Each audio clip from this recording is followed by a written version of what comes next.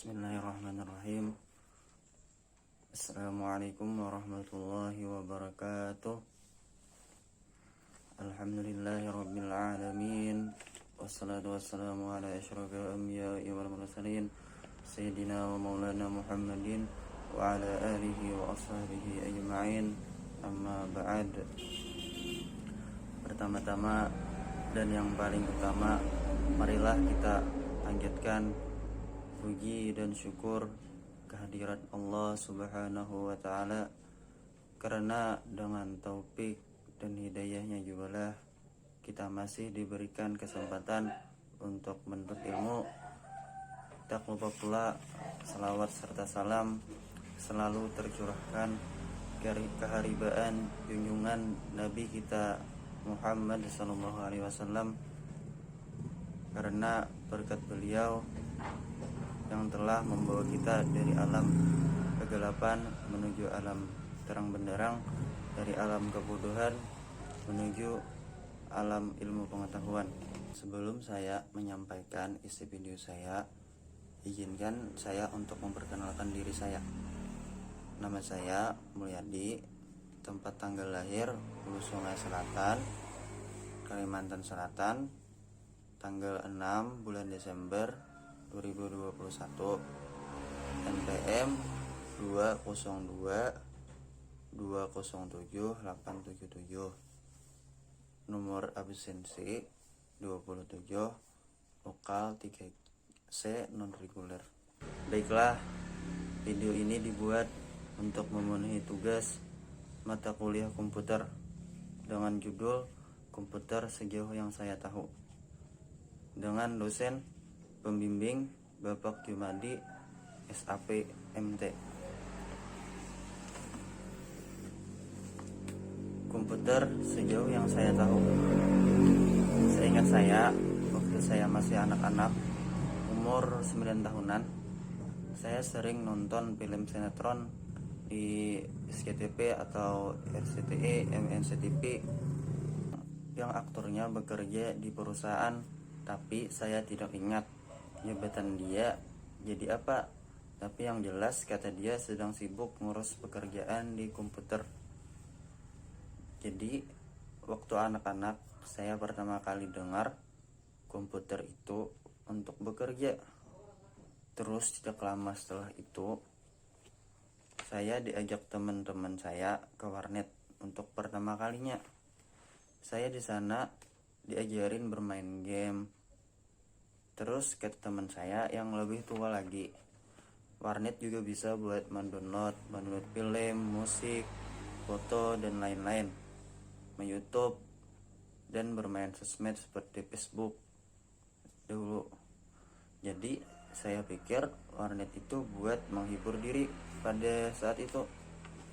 Terus sekitar saya kelas 5 SD, saya belajar masalah alat komunikasi. Ternyata komputer juga ada, dan warnet dijelaskan juga termasuk salah satu komputer. Jadi saya simpulkan, pemikiran saya saat anak-anak komputer adalah alat untuk memudahkan bekerja, komunikasi, hiburan, dan sosmed. Ternyata pemahaman saya sekarang berbeda tentang komputer. Masih banyak lagi kegunaan komputer setelah saya belajar tentang komputer. Komputer merupakan alat elektronika yang dapat menerima atau mengolah data menjadi informasi, menjalankan program yang tersimpan dalam memori, serta secara otomatis dapat bekerja sesuai dengan aturan tertentu. Keberadaan komputer sangat berguna bagi kehidupan sehari-hari, karena dapat meringankan pekerjaan manusia, terutama dalam hal mengelola informasi, membuat laporan, membuat surat, dan lain-lain. Terutama pada saat ini, selain HP, komputer juga sangat digunakan dalam menunjang proses perkuliahan, karena sistem perkuliahan digunakan secara online. Fungsi komputer sebagai pengolah data untuk menghasilkan suatu informasi. Maka perlu elemen yang membantu sistem komputer. Elemen sistem komputer terdiri dari hardware, software, dan brainware. Ketiga elemen sistem komputer tersebut harus saling berhubungan dan membentuk kesatuan. Hardware tidak akan berfungsi apabila tanpa software, dan begitupun sebaliknya, software tidak akan berfungsi apabila tidak ada hardware, dan keduanya tidak akan berguna apabila tidak ada brainware, yaitu manusia yang mengelolanya. Tiga elemen sistem komputer yaitu hardware atau perangkat keras. Hardware atau perangkat keras merupakan rangkaian elektronika. Perangkat keras terdiri atas beberapa komponen utama, yaitu 1. Prosesor. Prosesor merupakan bagian dari perangkat keras komputer yang melakukan pemrosesan serta pengendalian operasi komputer secara keseluruhan. Prosesor terdiri dari dua bagian utama, yaitu ALU or Arithmetic Logic Unit dan Control Unit. 2. Memori. Memori terbagi menjadi dua. 1. Primary memory. Primary memory digunakan untuk menyimpan data dan instruksi dari program yang sedang digunakan, atau bisa disebut sebagai RAM. Random Access Memory. 2. Input atau input device. Input atau input device merupakan bagian yang berfungsi sebagai penghubung antara komputer dengan lingkungan di sekitarnya. Dapat dibagi menjadi dua kelompok, yaitu input device, output device. Input device yaitu peranti masukan, berfungsi sebagai mata komputer untuk menerima masukan dari luar, contohnya keyboard, mouse, skimmer, touchscreen, modem, flash-disk, dan lain-lain. Output device, piranti keluaran, berfungsi sebagai media komputer untuk memberikan keluaran, contohnya monitor, printer, speaker, dan lain-lain. 3. Secondary memory. Secondary memory digunakan untuk menyimpan data atau program binar secara permanen. Contohnya memori sekunder adalah hard disk, CD-RAM, magnetic tape, optical disk, SanDisk, dan lain-lain. Software. 2. Software. Perangkat lunak. Software atau perangkat lunak merupakan program yang dijalankan pada komputer. Perangkat lunak terdiri dari 1. Sistem operasi, 2. Program utilitas, 3. Program aplikasi, 4. Program paket, 5. Bahasa pemrogramer.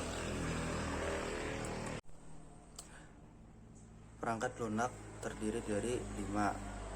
Pertama-tama yang saya sebutkan sistem operasi.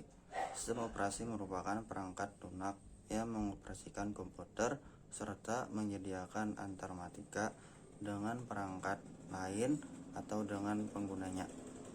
Contohnya MS, DOS, MS Windows dengan berbagai generasi, Macintosh 005/2, Unix dengan berbagai versi, NetWare, dan lain-lain. Perangkat lunak kedua yaitu program utilitas. Program utilitas merupakan program khusus yang berfungsi sebagai perangkat pemeliharaan komputer, seperti antivirus, ventilasi hard disk, manajemen hard disk, dan lain-lain. Program aplikasi. Program aplikasi merupakan program yang dikembangkan untuk memenuhi kebutuhan yang spesifik. Contoh, aplikasi akuntansi, aplikasi perbankan, aplikasi monitator, dan lain-lain. 4. Perangkat lunak keempat yaitu program paket. Program paket merupakan program yang dikembangkan untuk memenuhi kebutuhan umum seperti pengolahan kata atau editor naskah menggunakan WordStar, MS, Word Packet, Pro, dan lain-lain. Tetapi yang saat ini sering digunakan adalah MS Word. Pengolahan kata atau lembar kerja menggunakan Locrios, MS Excel, Word, dan lain-lain. Presentasi menggunakan MS PowerPoint dan lain-lain. Desain grafis menggunakan CorelDRAW, Photoshop, dan lain-lain. 5. Perangkat lunak yang kelima yaitu bahasa pemrograman. Bahasa pemrograman merupakan perangkat untuk membuat atau mengembangkan perangkat lunak lain. Bahasa pemrograman dapat diklasifikasikan menjadi tingkat rendah, tingkat sedang, tingkat tinggi. 3. Brandware, SDM atau sumber daya manusia. Manusia berperan sangat penting dalam bagian sistem komputer. Beberapa program diantaranya adalah 1. Analisis sistem. Manusia berperan sebagai operasi sistem untuk permasalahan yang dihadapi serta merancang solusi pemecahan dalam bentuk program komputer. 2. Programmer. Manusia berperan sebagai penerjemah atau menerjemahkan rancangan yang dibuat analisis ke dalam bahasa pemrograman sehingga solusi dapat dijalankan oleh komputer. 3. Operator. Manusia bertugas menjalankan komputer berdasarkan instruksi yang diberikan. 4. Teknisi. Manusia juga berperan merakit atau memelihara perangkat komputer. Komputer dapat diklasifikasikan menjadi berdasarkan sinyal masukan. 1. Komputer analog, menerima sinyal masukan berupa data analog. Contoh komputer penghitung BBM. 2. Komputer digital, menerima masukan digital, merupakan komputer yang kebanyakan kita kenal. 3. Komputer hibrid, menerima masukan analog dan digital. Berdasarkan ukuran fisik dan kapabilitasnya, komputer dapat diklasifikasikan menjadi 1. Komputer mikro, berukuran kecil, biasanya digunakan oleh 1 orang, contoh PC, notebook, dan lain-lain. 2. Komputer mini, berukuran lebih besar, biasanya digunakan untuk kebutuhan pekerjaan yang lebih besar, berupa contoh komputer Alpha dan lain-lain. 3. Super komputer, merupakan komputer yang berenergi amat tinggi, biasanya untuk memenuhi kebutuhan pemrosesan yang amat besar, contoh Cray, Deep Blue, Earth Simulator, dan lain-lain. 4. Mainframe, berdasarkan tujuan pembuatan. 1. General Purpose, merupakan komputer yang dikembangkan untuk kebutuhan umum, contoh PC, notebook, dan lain-lain. 2. Special Purpose, merupakan komputer yang dikembangkan untuk kebutuhan khusus, contoh komputer khusus untuk bermain catur. Komputer tentunya memiliki banyak manfaat dalam kehidupan sehari-hari. Selain dapat membantu meringankan pekerjaan manusia, komputer juga dapat dijadikan usaha sehingga mendapatkan penghasilan. Contohnya dengan membuka usaha warnet, seperti yang saya saat anak-anak dan teman-teman saya ke warnet. Banyak masyarakat belum mempunyai komputer tetapi harus menyelesaikan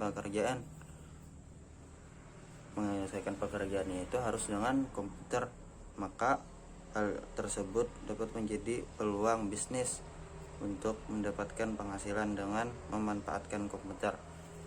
Baiklah, mungkin sampai di sini saja video yang saya buat tentang komputer sejauh yang saya tahu. Apabila terdapat kesalahan, itu datangnya dari saya, dan kebenaran datangnya dari Allah.